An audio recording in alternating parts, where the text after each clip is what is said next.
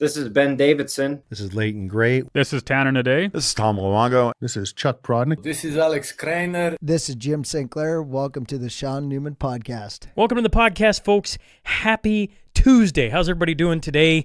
Let's start here. Precious metals can be thought of as the ultimate insurance policy against economic uncertainty and government incompetence. With deficit spending and fiscal irresponsibility, well, unlikely to end anytime soon with our fearless leader, old Justin Trudeau, in office.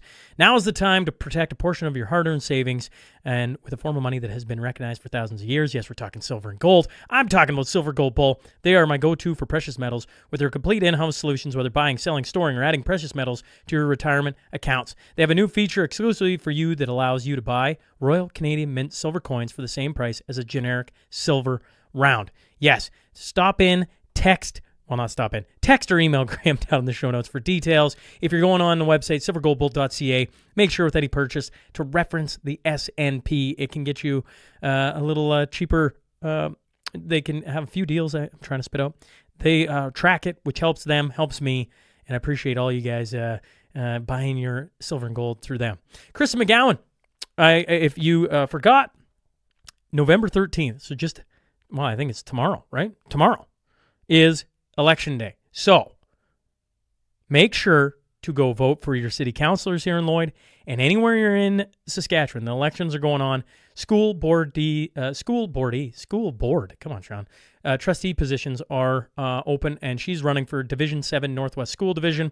And she says there are three key issues I want to see addressed in this election: parental rights and inclusive education policies, funding and resource allocation and curriculum changes, and monitoring of new testing policies adopted. So make sure to take a look for Kristen on if you're in the Northwest School Division. RecTech Power Products, for over the last 20 years, they've been committed to the power sports industry. Spit it out. And if you haven't stopped into the west side of town to see their showroom, you really should. They got Alberta-built aluminum trailers from Lethbridge, Alberta. That's right, Alberta-built. Utility trailers, dump trailers, goosenecks. The aluminum gives you a lighter pull with all the ability to haul large payloads. And then that isn't all. They got just a showroom full of stuff. If you're a snowmobiler, you better stop in and check them out. But they got everything from golf carts, quads, boats, on and on it goes. Make sure to say hi to Ryan if you stop in for me.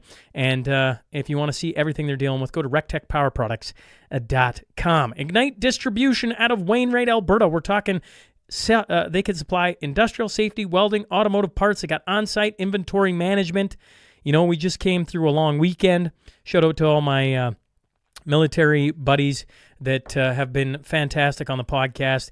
I know they have their thoughts on Remembrance Day, and certainly there's some big days in Canadian military history throughout Canada, but November 11th, you know, the poppy, everything. So shout out to them guys. And if you were, with family or loved ones on the weekend, Shane Stafford can make sure your business has everything it needs to run along so you can enjoy some family time.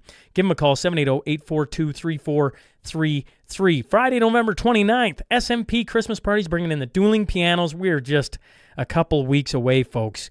And I got 2 tables left. That's all that's left. So if you're interested, we're running out of time. I don't know what else to say. Shoot me a text.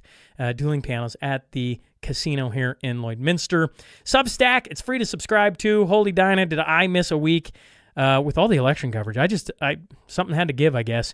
And sadly, the Substack, which I feel terrible about, I got over feeling terrible about it, but I mean, you got to see that the this last week we had 2 weekend reviews. I wanted to get everybody caught up on everything podcast-wise. It has been a crazy stretch, and stop over to the Substack. You'll see some of the craziness. You'll hear some of the thoughts, and it's free to subscribe to every Sunday at 5 p.m. Unless Shaun's life is going absolutely berserk, you're going to get an update on the podcast. Cornerstone Forum 2025 heading to Calgary, Alberta. Going to be at the Winsport May 10th. Tom Luongo, Alex Krainer, Chuck Prodnick, Cain Ford are the speakers thus far. We're going to be adding more. We got guest hosts, including Chris Sims and Tom Bodrovics.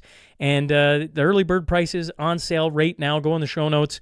They ain't getting any cheaper than what they are now, folks. Make sure to grab one before the price increases. That's probably going to do it for everything I got on this side, because there's probably some things I'm missing. I want to make sure November 13th you go cast a vote. here in Saskatchewan. We got elections coming up. Here in the city of Lloyd, we got councillor elections going on. And I hope to see a higher number come out and vote there. All right, let's get on to that tale of the tape.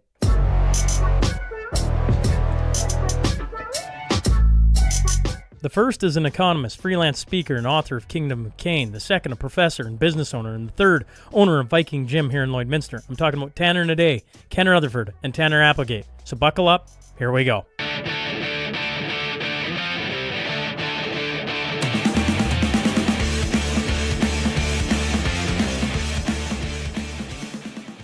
Welcome to the Shaun Newman podcast. Holy crap! I haven't even. I'm like, this day started out with like, I'm going to do these things, and I'm going to have this guy on. I'm going to do this, and all of a sudden the room is just full, and I'm racing around. People could see it on the camera. I'm like, this is a busy room right now. I did not set up for this properly, but we got the mics on. What are you going to do? That's where we're going to start. So, how's everybody doing today? I'm great. I'm good too. So I got Tanner Hnidey, I got Tanner Applegate, and I got Ken Rutherford sitting in here. And this is where we're going to start, because I wanted to start with Tanner, and then this Tanner Hnidey, that is, because then we got just a whole bunch of stuff going on. One of the big things going around in the city of Lloyd is this thought process. Yeah. I think that you're against. I would say the word progressive seems to trigger a lot of people, so I'm going to say progressive women. Yeah. And I'm just, I guess, curious your thoughts on it. I got to listen to it the other night in the debate, but I thought, heck, you might as well come on, because you'd said, well, if I had a few extra seconds instead of being cut off by 30 seconds, I would have said a few things. So I thought maybe we'd start there. Oh, I appreciate it. Yeah, there is a rumor going around right now. I wrote on my website, I've written twice on my website and my social media pages, articles for Mother's Day. And in those articles, they don't say the exact same thing, but they say similar things. In those articles, I talk about the importance of mothers and how I believe being a mother is the ultimate career. That's actually a quote from C.S. Lewis. It's not actually my quote. It's Lewis's quote.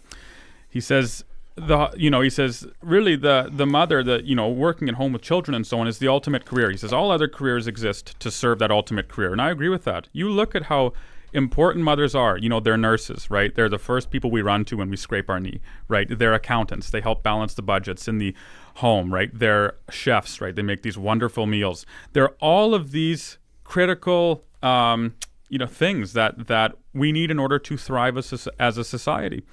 And so I wrote those articles with that in mind, saying, even Almighty God has created women to be mothers, just as He's created men to be fathers, right? Both are equally true. And I think society flourishes when that's accomplished. Well, now people have taken that to mean that I must hate women who are in the workplace, or as the question was phrased on Wednesday, I might have differing views about whether or not women should go to school. I thought that was a diabolical question. I thought it was wicked. The insinuation that because I believe mothers are important, are critical in this society, and because I venerate mothers, I somehow think that women shouldn't go to school or shouldn't learn to read or shouldn't be allowed to go to the workplace is such garbage. It's nonsense. It's trash.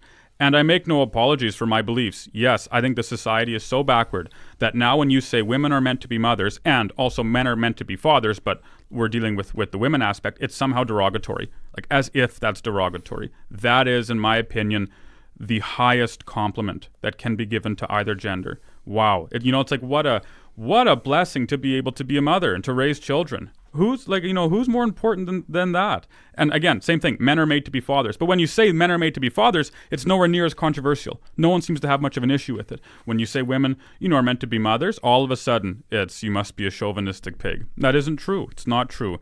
Ought women to go to school? Absolutely. Yes. Manifestly, yes. You look even at Christianity, right? Our of course, it's built on Christ.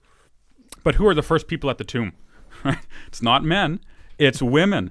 And in an age in which women's testimony was regarded on the same level as a dog, the entire scripture, Christianity itself, rests on the testimony of two women, right, who went to Jesus' tomb. So it is a complete inversion of what society thinks to be right. So far from being a man who says, women have no place in the work office, or women have to stay at home and do absolutely nothing at all except cook and clean, that's nonsense, right? Not at all. It's rather that the society excels when the family is championed, Women, yes, flourish when they're mothers. Men flourish when they're fathers. No apologies for it. Well, I think I've chatted with Vance Crowe about this enough, right? He was a guy who didn't hit fatherhood until later on in life, and he didn't realize what he was missing. Yeah. That's from a man's standpoint, right? Yeah. So then we've had wonderful conversations about, like, what fatherhood actually, the greatest adventure of life. Doesn't mean it's always easy days. I'm looking at two fathers on the other side of the table, right? Like, there have been some tough days. Every day could be a challenge. Yeah. And yet, you search for the happiness of life, right? Like, yeah. Where do you find that? Yeah. I don't know. Fatherhood certainly for me has been an eye-opener. Yeah. And I will say, I do think that progressivism has lied to women. Like, it's, progressivism, that ideology has told women that you can be alone and put all of your value in your corporate job or office, and that will bring you the same satisfaction as you would as if you had if you were working with the family. And that I don't believe is correct, right? I don't think that's true. I think the difference, especially as one continues to age, becomes manifest. I think, again, and that's my platform, right? Just the family has to be first. The family is foundational to society. And, you see a lot of, you see just a difference when parents grow older and they have their kids by their side, and they've been raised up in a loving family, and that connection can't be replaced. That's just a consequence of the institution of the family itself. Any thoughts from the other side of the table? Yeah, I agree. Like, talking in your mic, Tanner. Am I not in the mic? How's that? You're bouncing around. You had. It's like you had all 6 this coffee. I've had a lot of coffee this morning. Okay, I'll just calm down then. If anybody doesn't think that there isn't an intentional dismantling of the family, then they're crazy. Like really, because they've taken away now. Like you said, is there women that can flourish in a corporate world and in this, boss bitch world that they all talk about nowadays? For sure. But we tend to make outliers the norm and then sell it. I think those outliers have been sold to women to be like, this is what you need to be, which I've talked to lots of women that think that being a mother is the most important thing in the world. And if that's what they could do, they would. Yeah. But they can't because they've been, like I said, I'm divorced and had went through that whole system of a family breaking up. I mean, I'm a dipshit, so I can see that happening. But at the end of the day, too, is I think that a lot of the world's vices contributed to that. You know what I mean? Like, if you're not strong enough to handle what this world throws at you as a man, you tend to leave a family behind, which is not a good idea. And I think women then feed into it as well, thinking that they need to go and be some boss at the workforce, which if you want it, like you said, with you, if you're geared for that, then you should do that. It's a free country and I think you should. But if your goal is to stay at home and raise a family, which a lot of women think that way, right? I think that that's what you should do. And find a male or a man that is conducive to that happening, right? That can make enough money to support that wants to hang in there through the things that everybody goes through that you should get through.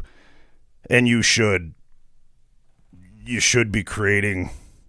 be educating your kids as a unit and not letting the system educate it. Because I believe that that's the intention of the dismantling of the family unit, is so that the state can govern your children and not you. Mm-hmm. I believe that's what it is. Now, a lot of people be like, think I'm crazy, but it's hard to argue at that point, because that's what is happening. Crypto Rich, a guy from England, was on, and he talked about we're the only species where we give our children away to be, and I'm married to a teacher. I think there's lots of wonderful people. I say this over and over and over again, but when you think about it, are baboons and whales and tigers and on, do they give their infants away to be raised by somebody else? No. And the thing is about our society, especially now with the cost of everything, to have a single family income and survive on that, I don't know if it's impossible, guys, but it's getting dang close. It's damn close, yeah. So, it's almost a non-starter. It's like women today, it's almost the radical thing to do would be a stay-at-home mom. Yes. Right? And to find out how to do that, because now you're living well, very differently than two people working as hard as they can go and on and on and on. I mean, I'm married to a wonderful woman who's career driven. I get this. Yeah. Right? Like, Two, though, is if you have the cost of living is high, but I do notice that it's like, oh, we got to have two incomes because, the cost of living is so high. And then I see you driving a $150,000 fucking vehicle, living in a $1.2 million house. You see a woman with a goddamn bag that's worth $1,500 fucking dollars that she calls a purse. You're wearing a pair of shoes that are worth $500. You're wearing a goddamn pair of jeans that are worth $300 and a t-shirt that's worth $400. And you're saying, well, the cost of living is too high. Maybe the cost of you trying to fucking be cool is too high. I think is what it is. It's like if you really want to raise it, like if I had it to do all over again,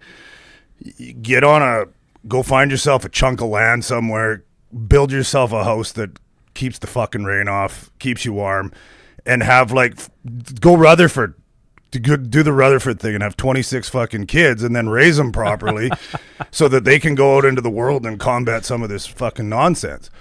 That's probably the smart thing to do. But Instagram will strongly disagree that that's what you should do because they're like, well, no, you can't. You got to have this, you got to have that, you got to have this, otherwise you don't fit in. It's like, well, if you need stuff to fit in, you're a loser. Really? Like, I used to try to fit in, and I was still a loser. Now at least maybe I am, but fucking budget's a little better. But, like, you can go to PV Mart and spend fucking $40 and have a wardrobe, and you're good to go. And it actually, is that your coat from PV Mart? All my clothes are from PV Mart, bro. It's a good looking. That's a good looking one. Coat. That's a good looking. But I mean, like, are you trying to look cool or are you trying to be cool? Like, are you trying to look? Most guys spend more money trying to look like a man than they are trying to be a man. So, and women the same thing. So, I don't know. That's my take on it. Is that the cost of living thing? I get it. It is. Groceries are ridiculous.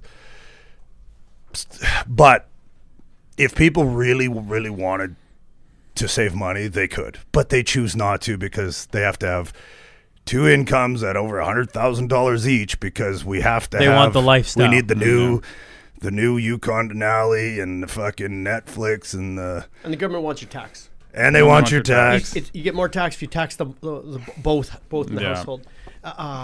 Quick thought is an interesting statistic that I haven't seen the metric, but a lot of things we can see by measuring ratios and then track it as a trend.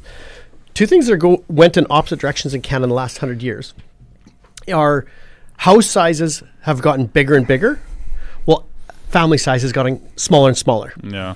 Right. If we didn't have immigration, I want to say a couple of books I read, to maintain your population, you need 2.1 or 2.2 live births per couple to stay flat. Yeah. A lot of the developed world in Canada, I think, are we down to like 1.6 or something like that? Tanner, you're the economist. It's about 1.6. And that's when society's like disintegrate. You're in mass decline. Like if we didn't have immigration, if a community has 1,000 houses to house 1,000 people, well, next year you only need 900 people to be in those 1,000 houses. Yeah. You can see what happens to real estate markets. You can see what happens to the arenas and the schools and all the rest. Now, something else that you were mentioning. Oh, so in my view, all of these problems are solved, which is, I'm not saying I've figured everything out, but all these food costs, family problems, Denali's, I'm just trying to get as simple as possible. Homeschooling. So our kids homeschool now. We grow a garden. Yeah. We have animals all over the yard. Chickens crapping on the deck every single day, right? And so I will go weeks without going in the grocery store, right? Your talk of school. My wife's a teacher as well, and thank God for good teachers that take care of the children and raise them.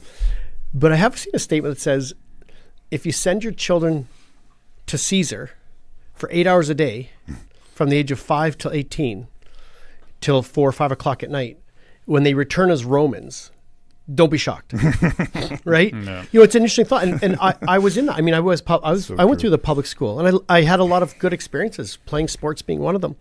And people will say, "Well, Ken, what about your kids? Well, won't they be improperly socialized, and won't they be different than the rest?"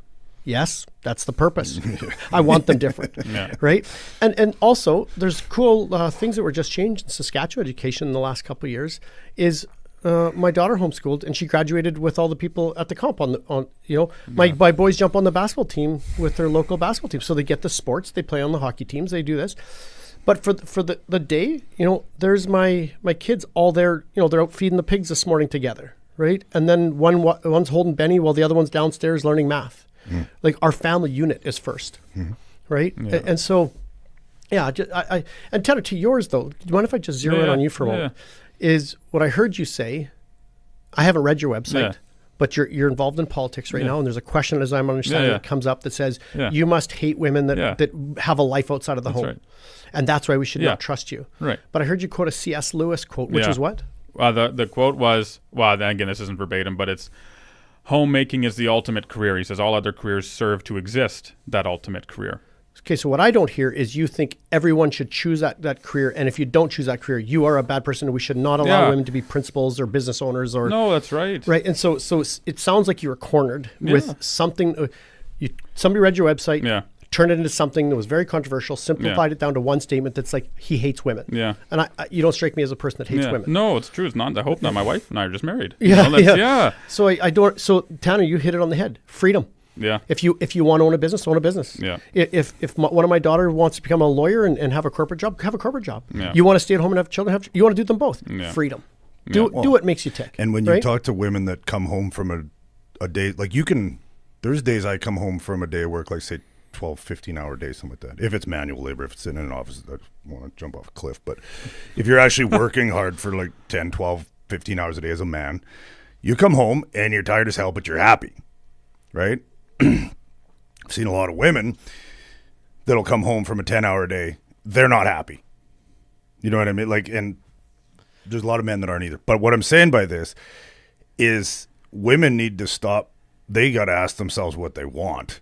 Because if you offer, it's like, how would you like to just be the CEO of a family and not have to go work for some other person with a bunch of other people and go do that? And ask yourself that honestly, because a lot of women that I've asked that, they're like, fuck, I'd rather just raise a family and be with somebody that can support that and go with it. It's like, okay, you might not be able to do that, but at least you're not bullshitting yourself saying that, oh no, I need to, rise to the top of this. It's like, you might. And there's women, I would guarantee that there's a percentage of women out there that are driven for that. I guarantee it. There's men that are the same, right? They're like... It's an I interviewed a young guy, Maxim Benjamin Smith, about 3 weeks ago, 2 weeks ago maybe. Sounds like it'd be on the back of a milk jug.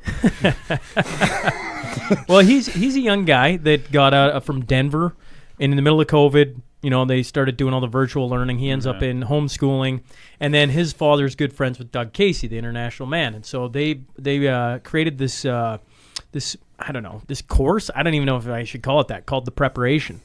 And essentially, instead of going to school or going into the military service or finding a dead-end job or just the first job that comes along and trying to make a career of it, they said, we want you to go experience things. We want you to meet people. We want you to learn skills. So he's worked all over the place. He got his EMT course. He got his woodland fire course as well. He then studies Spanish, chess, reads a book a week roughly, and is working on a farm. Essentially, that's roughly what his version of the preparation is.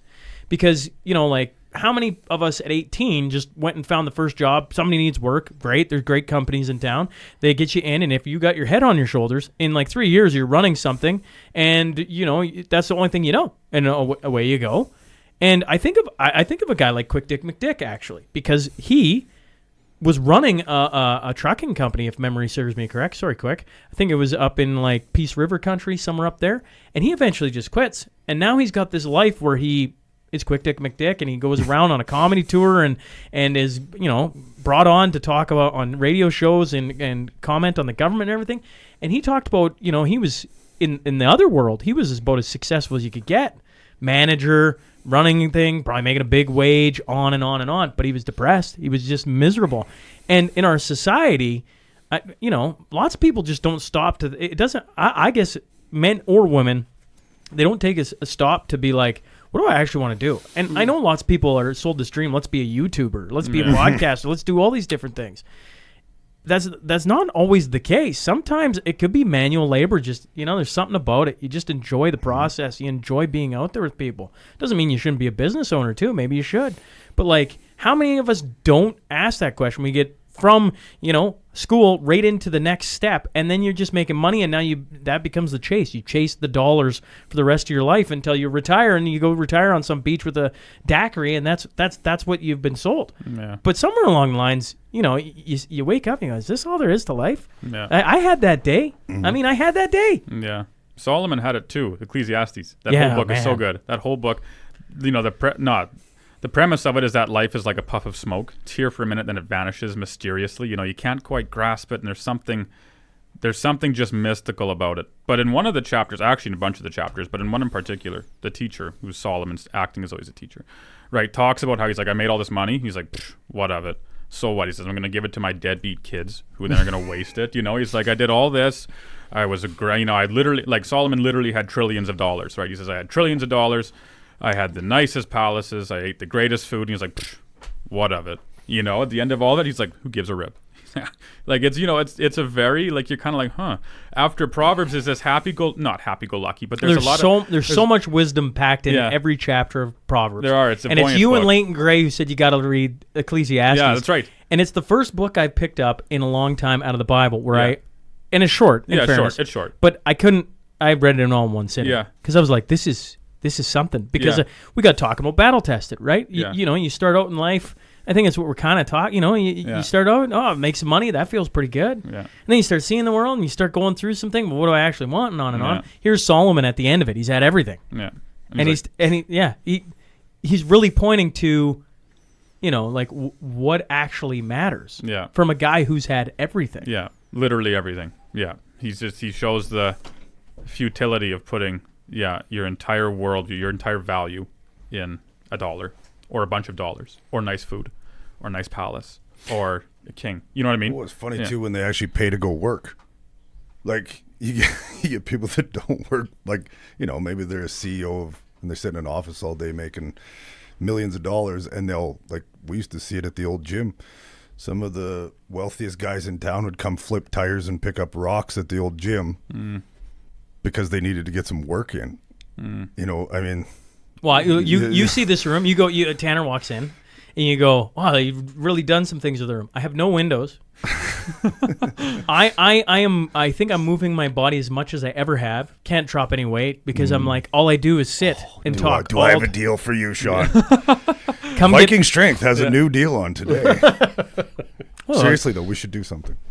Go get beat up by Tanner every single You don't day. get beat up. No, I massage your back, tell you matter. I'm like, Shaun, What scented candles are you using? Let's talk Yeah, about your exactly. childhood trauma, Shaun. Plum and spice. Actually, no, wait. I got a team that actually does all this stuff now, and they're actually way better at it than I am. Still no massages, though. Just a massage chair. I don't know. I sit in this room and I think of how many people are the same. They paid because they haven't moved their body all day. Yeah. They need to go lift something heavy. And it's Or like I used to get a lot of my aggression out in hockey, specifically senior hockey. Because I got to hit some people and they got to whack me and it really annoyed me. And, every once in a while you get in a scrap and you just got heated. Yeah. Where do you get that in life now? Well, that's how I made a business. Like that's where I make my money, is off of that concept, which honestly, like, if you think about it, if I go out, like if I go to the farm and work for 12 hours or something like that, the last thing I'd ever want to do is go work out. Yeah. That is the last because you've thing. literally done it all day. I mean, even if it's like, a lot of people train because they want to look a certain way. Sure. But a lot of them, they're trying to look a certain way because of an ideal that's been planted in their head by the system, right? Like, by this thing, your phone.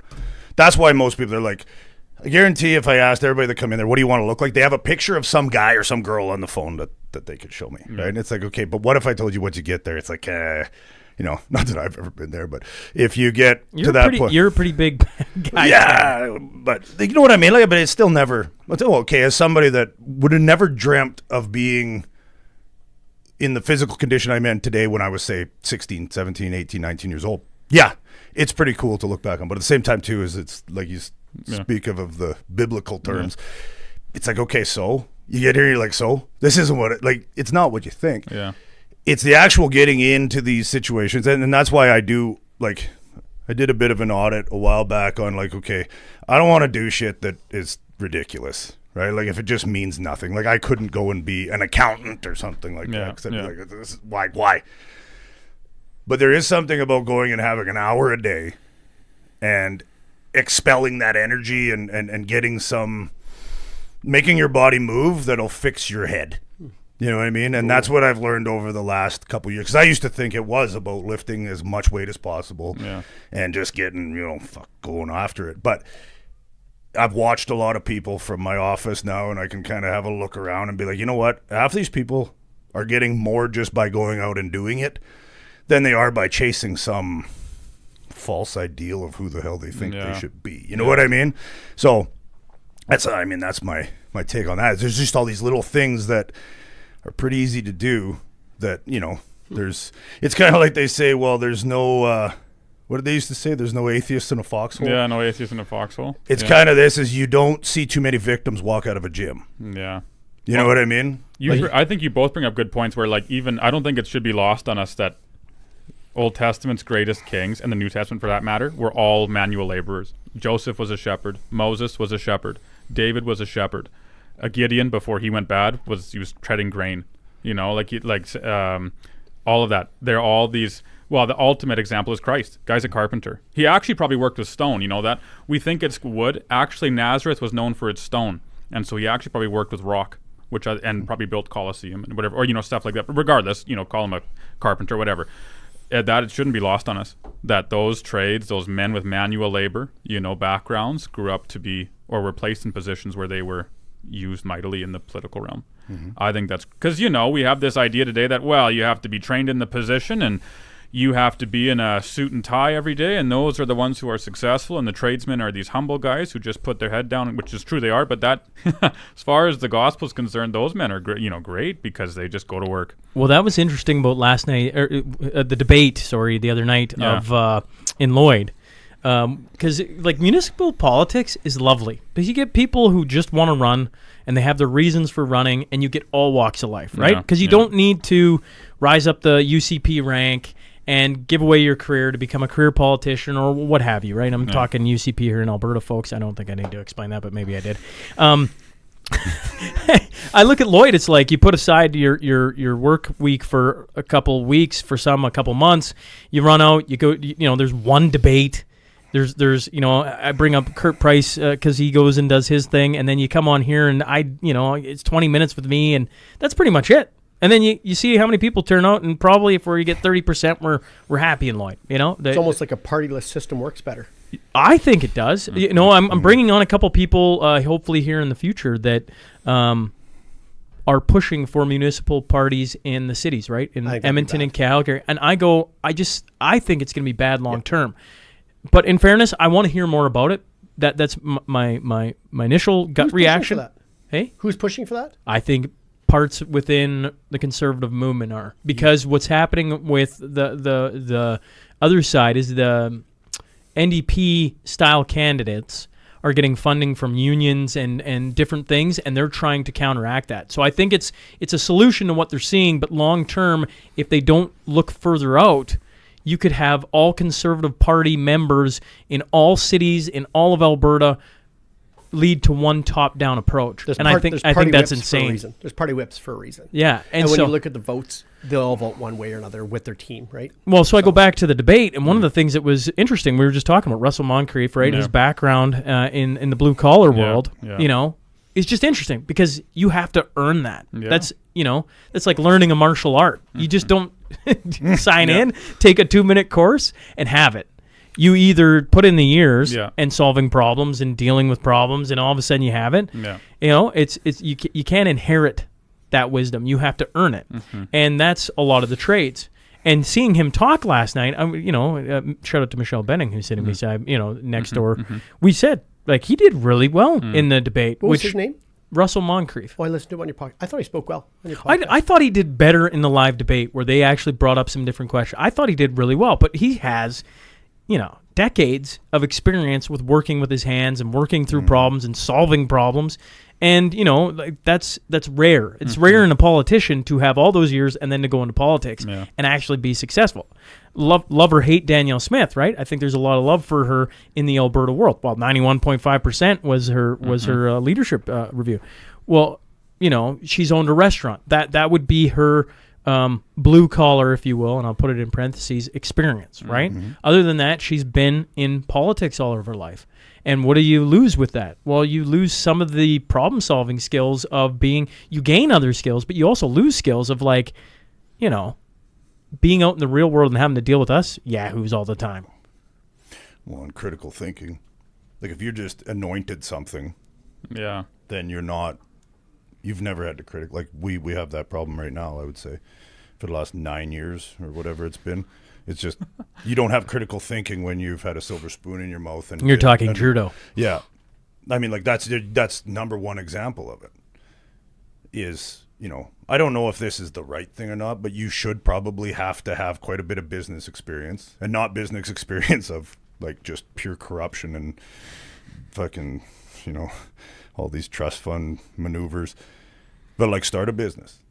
Like Trump, love him or hate him, he's pretty good at the economics of that country. Start a business, the successful business. Probably should serve. I'm a big fan of serving in the military, probably, if you're going to send kids into a meat grinder. Again, like we do it, the states do it all the time. Let's just send all of a bunch of 18 to 20-year-old kids. Let's tell them that they're, like I said, it's funny. I was thinking about this the other day, is like we glorify the military, right? Which I do because of those. That's pretty cool. I have a nephew that's in the military now. And but at the same time they're just political pawns, and they just sell them this like, you're going to go die for your country and that's what we need you to do and you're a hero now. It's like, really? That's... I'll think of Mike Rood when he came on the podcast and he got sent to, was it Somalia? It was, I don't know if it was Somalia. It was somewhere over, anyways, it was in a lesser known country with pretty much zero government. And that's where mefloquine, right? Where they tested it on Canadian soldiers, and then they started going crazy, and then they end up killing a kid, and on and on and on. And they're still dealing with the ramifications. It's like 30 years ago, and they still don't have the like lawsuit wrapped up. So you glorify the military, and then what do we do to them? We test things on them, okay.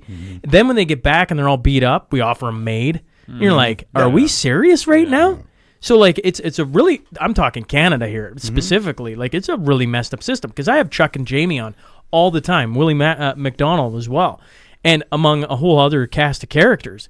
And like these guys have been through the proverbial shit. They have seen active duty. They have been shot at. They have watched friends die, on and on and on. And then they've also been guinea pig tested for all these different drugs that, we got exposed to in 2020, 2021, I guess. No, 2020, whatever, COVID.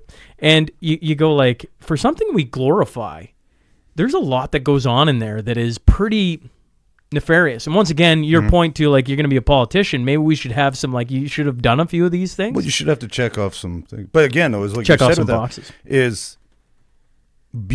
That's one thing I've learned, is be very, very, very, very cautious of what they glorify. And they being the media or the they is always such a hard thing to, but you're being sold something at all points, through your phone, through the media, through these people. If they glorify it, run like hell the other direction, because nefarious is not a strong enough term to what they like. Everything that, the farther you get with this, everything you see, you're seeing for a reason nowadays. I have a question to just throw it to the group, right? I don't know the proper way to say it or to how to. I've just been thinking a lot about it, right? You see all the things going on with the media, and you watch conservative entities not be that conservative, right? Because I maybe Tanner can just give me in 2 minutes or less what a conservative actually is. But there's like fiscal conservatism. There's a whole bunch of other things that go into there. But if you're a conservative party, a true conservative party, what should you be? That's a good question. I don't know if 2 minutes is enough. Okay, well you look at the word conservative. I think we tend to think that conservative just means keeping everything exactly the same. Just make sure nothing ever changes. And I think that's wrong.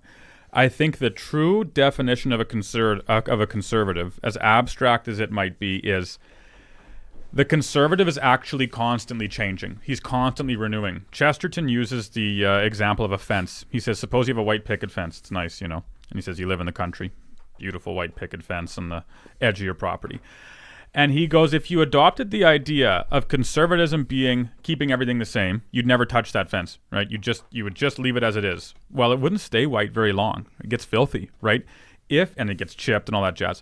If you actually want to keep the fence white and nice and looking good, you have to constantly be renewing it. You have to paint it again. You have to replace those pieces that have been chipped or worn down, what might have you. And so far from being this ideology where we do nothing, touch nothing, just keep everything exactly the same, I think it's an ideology of constant repetitive renewal to keep things, in pristine condition. And what separates conservatives from liberals is I think conservatives have a standard that they are working towards. We have a law, we believe in a law that allows us to determine whether or not we are moving in the right direction. Right, a progressive, a liberal has none of that. They just go wherever they want. One day they go one way, the next day they go the other way, they go some other way. And start calling the fence something that isn't even a fence. That's exactly right. And granted, the true standard there is Satan. But anyway, you know what I mean? But it's different, right? Whereas they do whatever is right in their own eyes. Whereas true conservatism says here is a standard. We are going to move towards that standard. And it's just this process of constant renewal. So yeah, you can have fiscal conservatism and in that sense. You can have social conservatism. The longer I live on this world, the more convicted I am that fiscal conservatism without social conservatism is useless. It's important to cut taxes. What do I care if taxes are reduced by 1% when children are being mutilated? You know what I mean? It's important to cut taxes. It's important to be fiscally responsible, to be I'm an economist, right? It'd be blasphemy if I said it wasn't important. But when you have all of these social issues and these value issues, right? When we were talking about this before, when you have, men in the shadows, people who are sacrificing babies literally on molten statues, right? That's an issue. If you try and approach the physical issue alone and not those issues, it's all for naught, right? It's all for naught. So I don't know if that answers the question, but it's a few thoughts. No. It definitely starts to answer where I'm going to position the next one, because I'm like, okay, so as a conservative, you got the fiscal responsibility, but then there's a social one too. That's just like, do we believe men can be girls? Yeah. And then if we believe that, can they then compete in sports and go into their change rooms, and when they get jailed, go into their prisons, and on and on and on and on this goes. And so I think it's getting to the point where that's become pushed back immensely on, right? Danielle Smith just stood on stage and was cheered very voraciously when she said, we're going to keep female sport, right? And on and on and on. Yeah. It's interesting because I watch, the UCP, and I watch the SAS Party, and I watch, the conservatives federally say certain things, pay lip service to certain things. Yeah. But I'm waiting to see the rubber hit the road, of some certain things that are fiscally conservative, right? Like where you draw in some certain things, where you reduce government, where we're going to watch Pierre Poilievre and see, does he actually get rid of the CBC? Does he cut the carbon tax? Does he do these things? And I wonder, is being loud about these things, speaking the truth, talking loud, is that the best way, or is there think tanks and different things to kind of position out to the common public through media or social media, maybe ideas and things like that? Is that maybe the better way to spend your time and energy? Does that make sense? I don't know if I'm positioning that the right way. I think you might comment on this. I think you can actually more think about it. Reduce the definition of a conservative, especially in this age, to revolutionary or a rebel, right? We were talking about this earlier. I think you're a rebel in this age if you have a family and raise kids, right? I think you're a rebel if you have a little place where you have a garden, you have farm animals, and you homeschool your children. That's a rebel, right? You're not. People think I'm so rebellious because I'm voting with how the Harvard elites vote. I'm so rebellious because I believe everything Hollywood tells me, and I think those millionaires, those billionaires, and the Hamptons and Hollywood Hills and so on are all, I worship Taylor Swift. I think that's rebellious. No, it's the complete opposite. I think you're a rebel if you pursue these ideals of fiscal constraint, cutting spending. You're a rebel if you say that men cannot be women, and women cannot be men. You're a rebel if you say that the family should be championed, and so on. But anyways, back to your point. I don't know if you want to comment on that. Well, I have a comment on that because of the fact that, all I hear when you explain that is rationality versus emotionality. Yeah. Well, really, when you say conservatism, they're typically more, and I don't even like those words like conservative liberal and stuff, because it's gotten so. But it's a brand. Trigger. Yeah, it's a brand. Exactly. It's a brand. That's what it's become. Exactly what it is. Yeah. We've been forced to choose Coke or Pepsi, basically. They're hockey franchises. Yeah. Where it's Calgary Flames. Yeah, exactly. You identify one with whoever your parents supported when you were 5. Yeah. You put that badge on, and Calgary Flames are always going to be the best, no matter who's on them. They can even have Matt Kachuk on there, and you'll hope for him. Can you explain to me, right? So it's a little bit of society in general right now. It's a little bit where I think you're taking the conversation, Shaun, is I mock these people, but I used to be one of these people. I wanted simple. I just wanted to, coach some hockey, raise some kids, have a few beers on a Friday night, and then show up 3 days before an election and talk like I know everything and encourage people to vote like me, right? But then when you start, COVID was my time of going like, you better think a little bit deeper here. Just going off a cliff and your family was impacted our family in a major way. And it's like, okay, now I got to start thinking, and because my responsibility for my family, like we don't need to go down the COVID trail, but forced me to think. You start looking at these and going, wait a minute, what is a conservative? They're just telling me what I want to hear.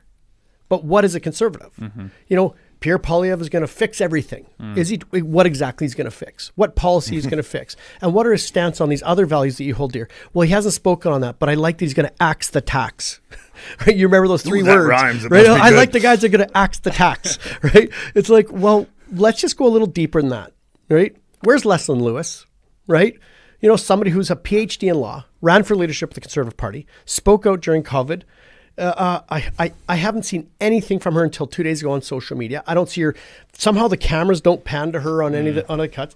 She spoke freely. She spoke against the party whip.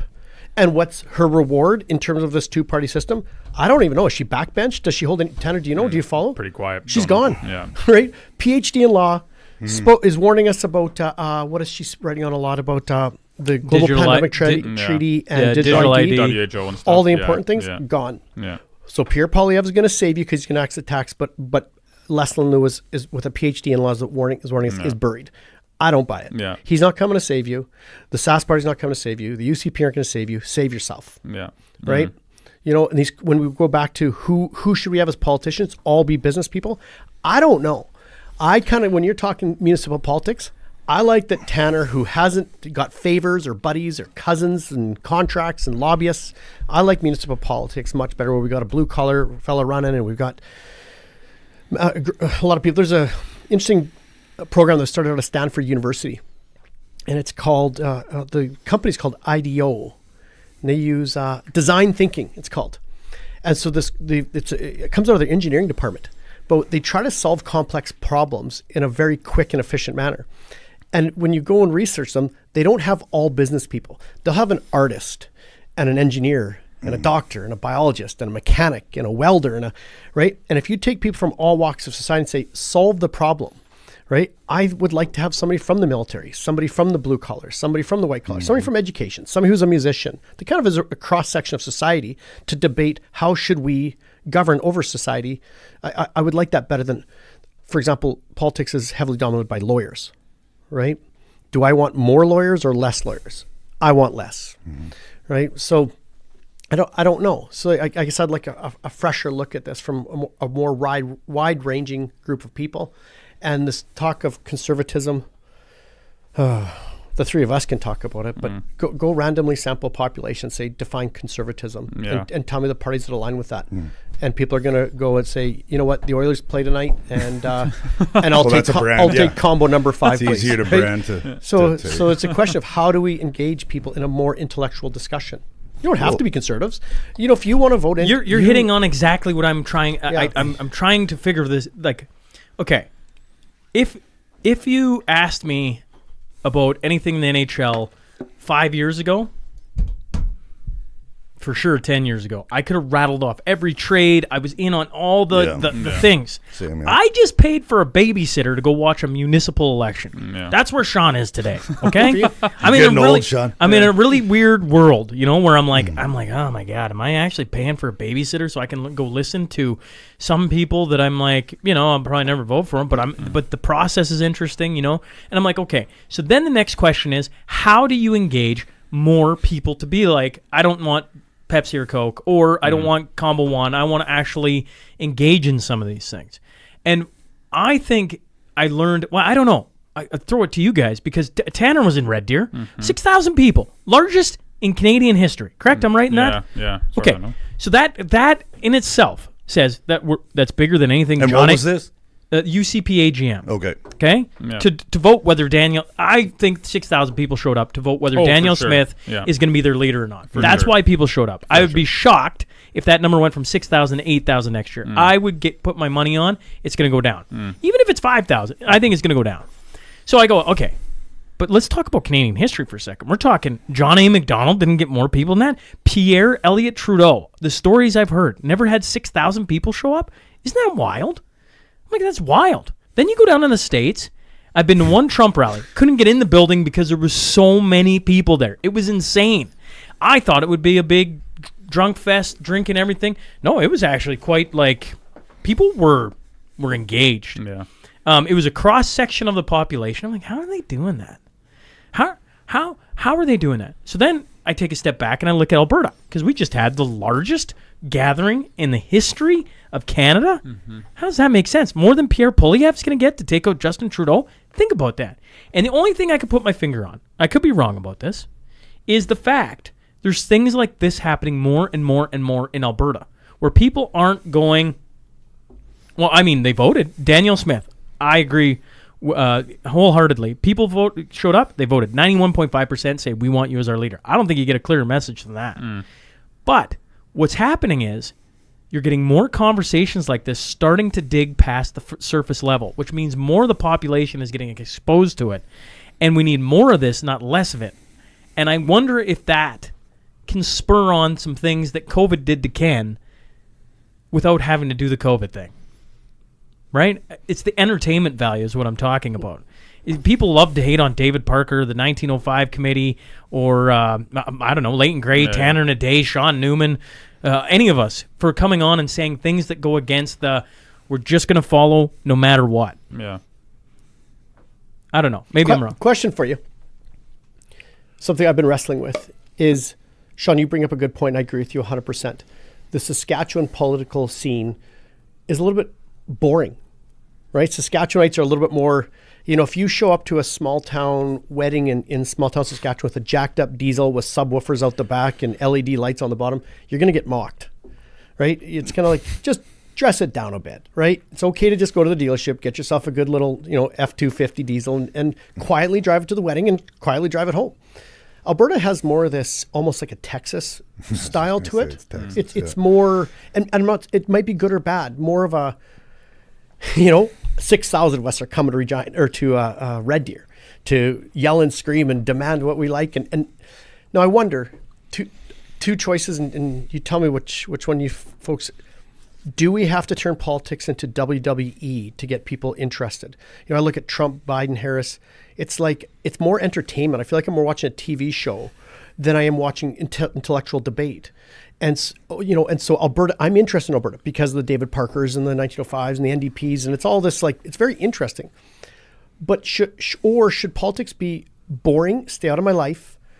I will show up to vote, but I will think about your policies, and I don't want WWE. You know, does it have to be WD for today's world that's into smartphone, Instagram, you know, algorithms, unless you give me something really exciting that I can show up on Friday and watch the fireworks? If it's not fireworks, I'm not watching the title match. I'm not interested. You know, I don't know. Like, and has it always been that way? It has to be entertainment to get the average person. Yeah. You know, like, what do you guys think? I think by nature, when you speak truth, it does turn into WWE. Yeah. Like, suppose that Tanner goes to the legislature and stands up in the legislature and just says, very simply, very plainly, with no even real emotion, men can't be women. Well, the next day, the papers and the legislature would erupt, and the next day, the papers would be filled with Applegate says, you know, men can't be women. And there'd be opinion pieces and, you know, newscasts that talk about the sexism and the wickedness of Applegate for, you know, saying such a thing. How could he in this modern age? And so I think if we had politicians who were more apt to speak what was true and say it plainly, I think you would, even though you wouldn't intend for it to become like WWF, but I think by nature it does. Like, we literally crucified the truth, right? Like, that's what man did, right? Here comes a man from Nazareth who speaks truth, who is truth, and what do? We killed him. You know, so when you speak truth, it will erupt. You know, it's one thing to say, and I think it's one thing to say axe the tax. Nobody likes that carbon tax. Nobody. So that's, you know, and it's important that tax goes away. It's true. It's another thing entirely, for example, if Poilievre were to say, which he doesn't, but if he were to say abortion is wrong. Trudeau's trying to hammer him on that right now, right? He won't even touch it. No one wants to touch it because they know that if they did speak that, it would be like the gates of hell opened up, kind of thing. So I think Ken's right in both senses. I don't think our aim should not be to turn politics into an entertainment thing of, you know, like a grandstanding entertainment episode. But at the same time, if we stand for what's right and speak truth, by nature, the media and so on, it becomes sensational. Yeah. And especially in this age when it's so rare all around the world to hear almost anyone in politics speak what they really think to be true, and to actually speak the truth. That was interesting about the UCP AGM. I talked to a lot of MLAs, and they all said off the record. Yeah, like, yeah. You're gonna give me your thoughts off the record because they're worried about party backlash, or maybe not even party. I don't even want to cede that to a thought. More of like world backlash, giving the NDP things and on and on. I'm like, what a strange thing to have to guard yourself so closely. You know, that, you know, like, I mean, you think of the Jennifer Johnson thing. Yeah. You know, like, what did she get harassed for? For going, it doesn't matter how good our test scores are. Yeah. If we allow this idea that is wrong into our schools, our test scores can be great, but we're going to start mutilating kids and on and on and on. That's what she was saying. I told her. I said it was probably a poor example, the poop and the cookie idea, right? It's probably a poor example. If you could go back and change your wording on it, you probably would. But overall, the idea is sound. It makes complete sense to me. If you go listen to the audio, you're like, and that's a woman who was forced to sit as an independent for how long? Until just recently. You know, now she is back in the party. Yeah. You know, but it's interesting that as a politician, you have to guard yourself so closely. And you wonder, as people, is that just the force of media forcing that on them? Because they can't honestly be worried about the NDP, can they? Like, people can't be that, I don't know. Maybe I'm not making myself clear. The emotional people are void of context, typically. Like, there's a war on context going on when it comes to what we deem to be the left. Like I was saying before, I used to call it left and right. I mean, they're all just pawns of some marketing. But if you're emotional, context usually goes out the window, right? I think we're all men here and have probably all dealt with a significant other that typically context becomes irrelevant once she gets emotional. Am I not right? So at the end of the day, that's what you see with this, is they are the kings of taking things out of context, right? Like when you talk about saying that women should, champion women for being good mothers. Yeah. You're not saying that every woman should be a good mother or that they shouldn't do this. But what you're saying is, like, we're here to reproduce and build more people and populate the earth with good people. A mother's a very, very important, critical part of that. Yeah. But yet we can spin that context because of emotion. Rationality does not allow you to spin context, because context then becomes a tool of rationality. You know what I mean? So if I'm a rational thinker, I need to understand context. Otherwise, I'm not making a good decision. But if I just want to think emotionally, then I remove the context, because then I can stay emotional. You know what I mean? Like, if I want to stay, like, again, I go to hockey rinks every day for the last, or every winter for the last 15 years. And do I want to get into a fight with somebody in the crowd every single time? Yes, I do. And if I wanted to think emotionally, I would allow that to happen, because I'd be like, I'm going to go and smash this guy because he's yelling at the refs, blah, blah, blah. But then you think rationally and you're like, okay, but let's look at the context of this. If I go and knock this guy's face in, I'm probably going to have a little bit of problems moving forward with the law and with, trying to maybe go to various be allowed events. back in a sporting Exactly. So then rational thinking takes over and you look at the context of the situation, and then you don't go and smack this guy up at the fucking hockey game. Some people are void of that now because of the push towards like I say, like your phone and everything about it is just trying to elicit it's an got emotional response. It's got emotion, because marketing is emotion. As somebody that owns a gym that markets emotion, that is, if you want somebody, and I shouldn't say this out loud, but I don't give a fuck, but if you want somebody to buy something for you, create emotion, right? Remove rationality, because if money becomes an issue, I need to remove rationality and bring in emotion, because it'll trump spending. You know what I mean? Like emotional buys, right? So all you have to do is remove emotion or rationality, incite emotion, and people will do crazy shit, right? So You're explaining to me why 6,000 people showed up to Red Deer. They were worried about 1905 committee, David Parker. Those two in particular came up a lot.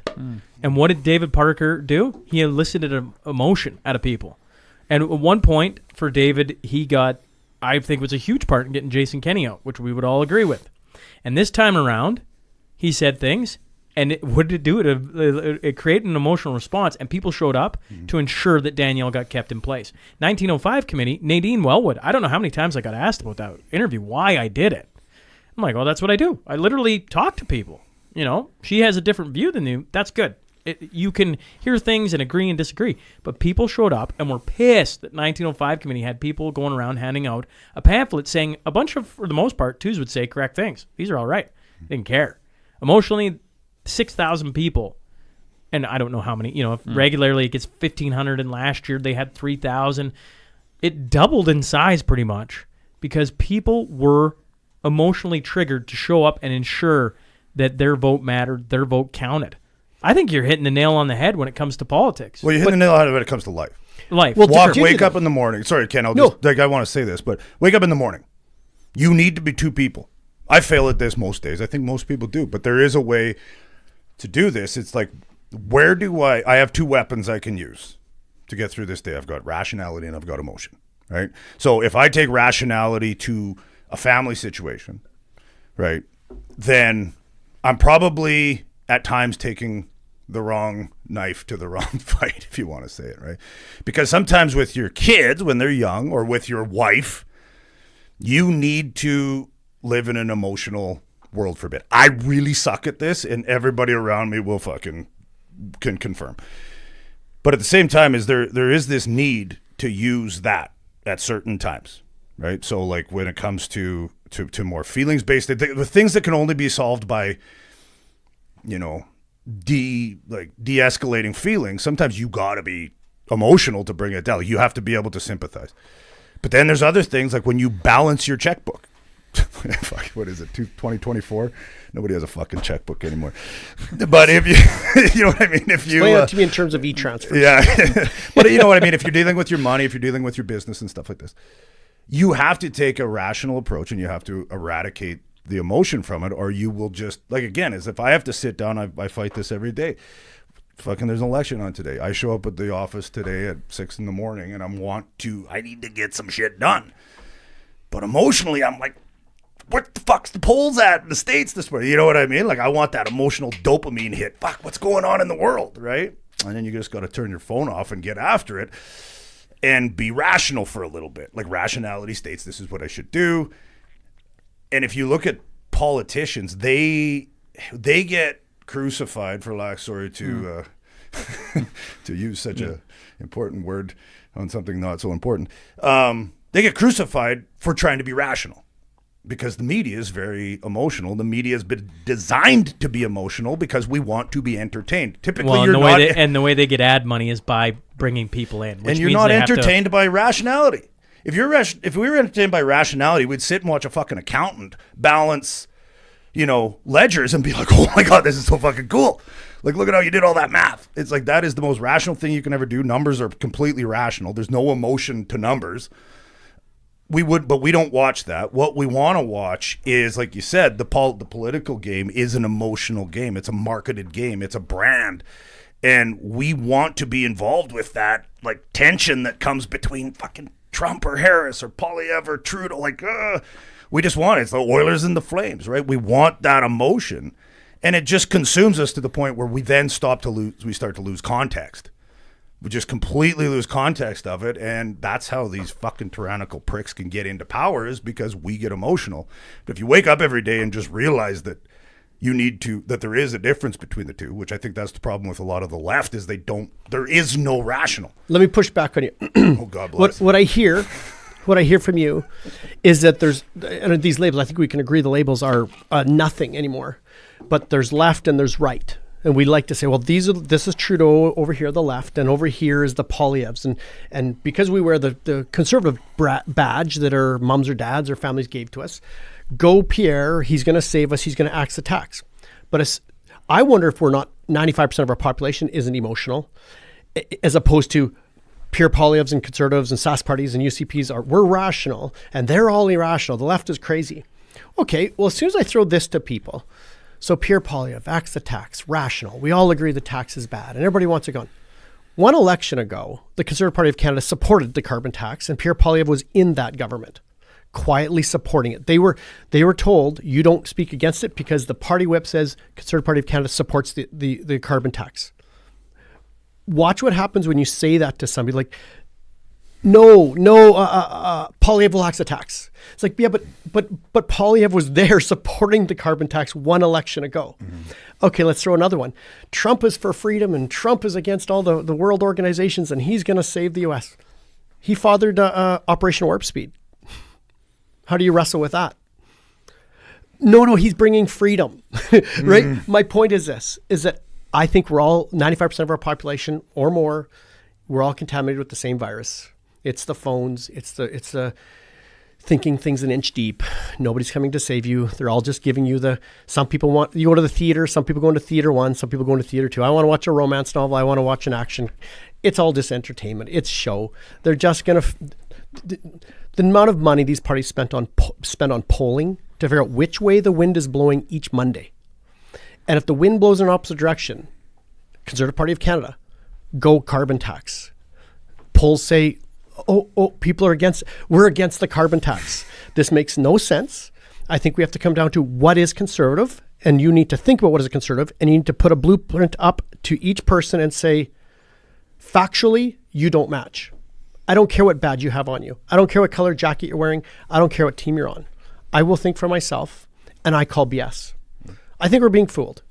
But push back on me. I don't buy this. I think I agree. Like, that's not, I don't think that's in the opposite direction of what I was saying. Oh, no, it's like, just, when it comes to government, what I would suggest is what you said earlier is, let's, instead of hiring, like, why do you need to call it Trump, Trudeau, Harris? Why do we have to call it that when we don't say, McDavid's playing Crosby? Mm-hmm. Like, have a team vote for a team of people that intermingle with their strengths on which team is social issues. You should have emotional people dealing with like that are not even emotional, but they're versed in emotion. Mm-hmm. You should have a team of people. No, and I don't know what you call it, because it's never going to happen, because we'll never buy that, because we want a brand. We buy a brand, not a majority of people want easy. They want easy, right? Like in Saskatchewan, we just came out of the Saskatchewan election. And we're at a place where the NDP is calling for the Conservative Party. So people's believed in Conservative Party in Saskatchewan. NDP is calling for them to lower taxes. They want smaller government to lower taxes, right? That's the NDP saying. Yeah. They want to. I think they're what were they? We talked about with Tuesday the other day, And Twos was even like, I don't know about that. Let's fact, holy smokes, they are, right? So I don't know. Yeah. I'm just like, I don't know if I could fix everybody. I can't fix anyone.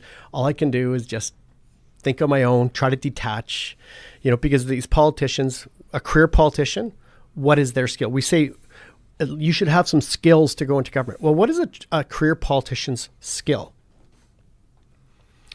Saying something without saying anything so they don't get in trouble with their party and the whip doesn't kick them out, because then they get the badge ripped off them and then they've lost their power and they lose the following election.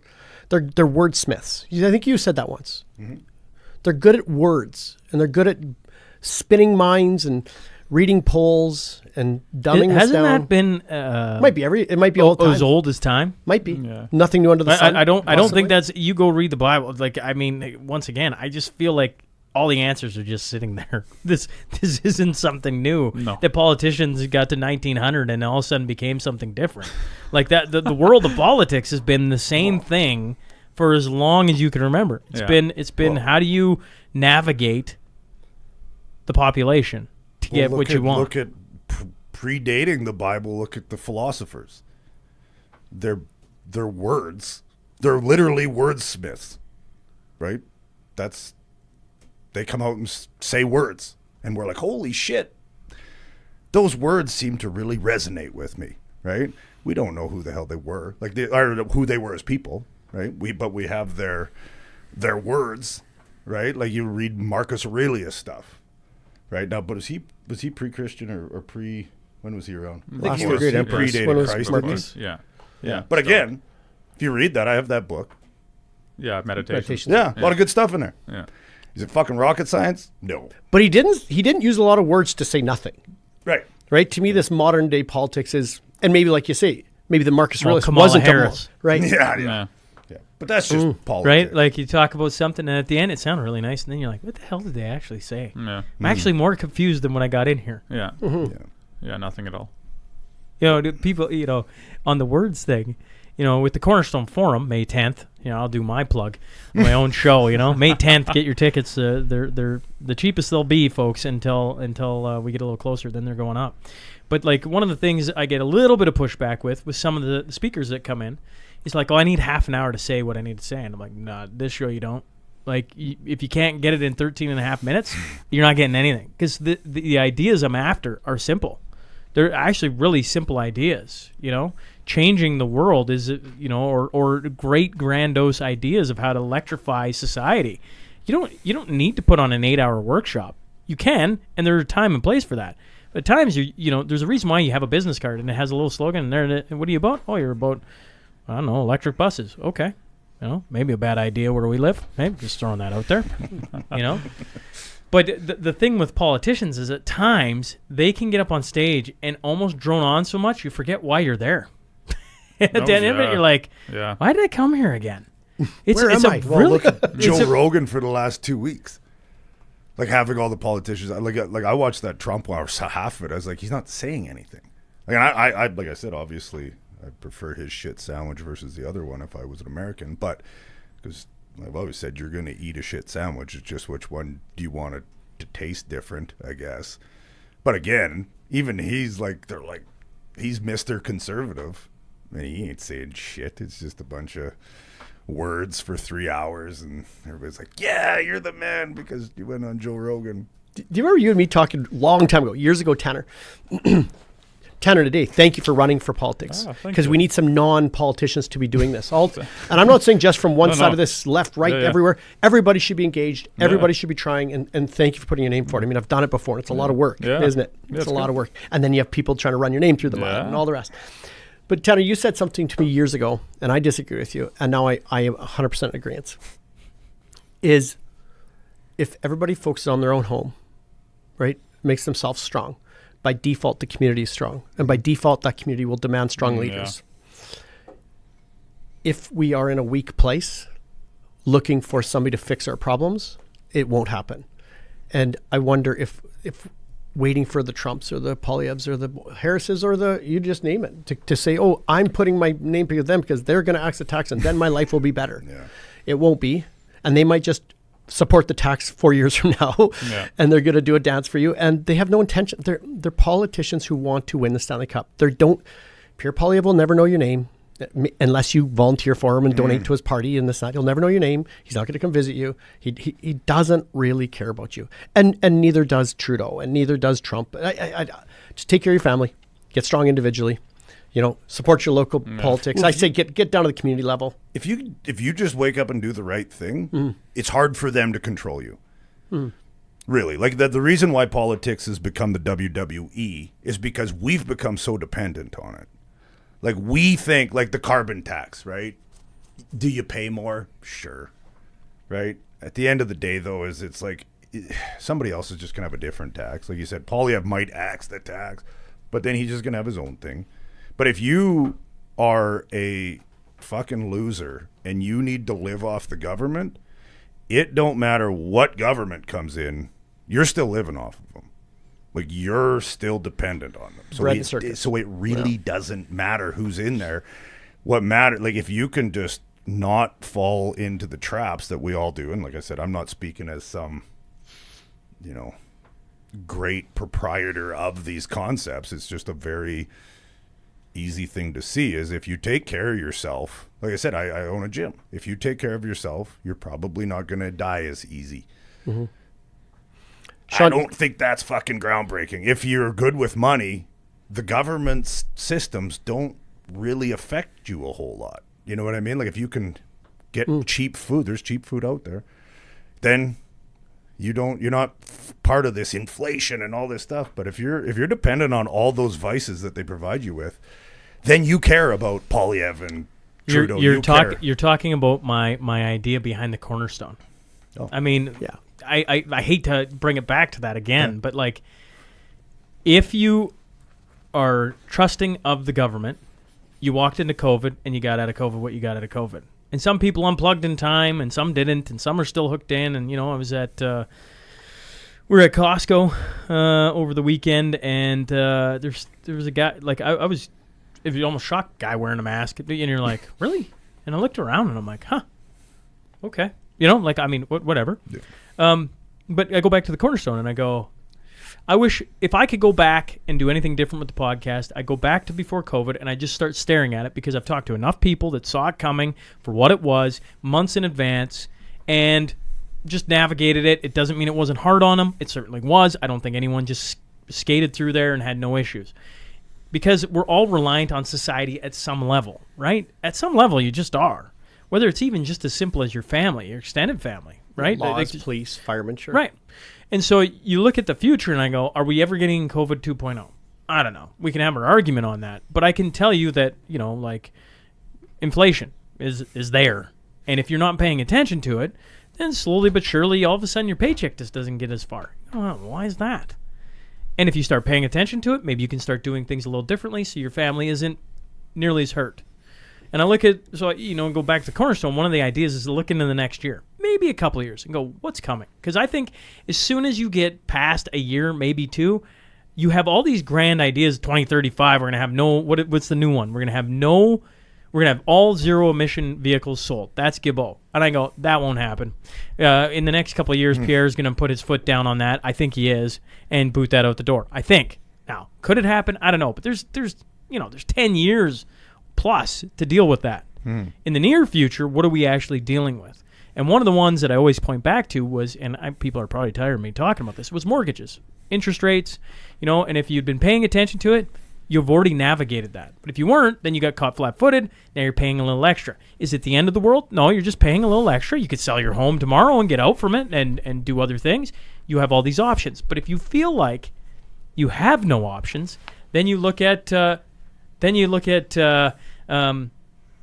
the future, and you can't see ways around it. And Kenny's got to go pee. He's like, I'm sneaking out of here. But it's just knock it's when you get back in, Ken. Oh, don't even close the door. You're all good. I don't know. I'm getting caught. I'm going in a long train of thought here. But the Cornerstone is to try and put the ideas in place in front of the community, this community that listens to this and is around you, of like, oh, I hadn't thought of that.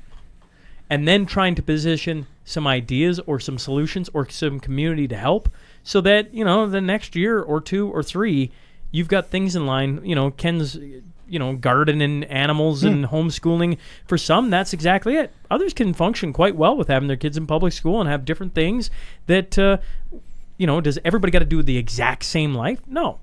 People are going to make what works for them, but we need to start seeing what's coming, because they're about as bad a passer in a game of hockey. Like they're telling you exactly where they're passing the puck. All you got to do is just step in front of it, pick it up, and go the other way.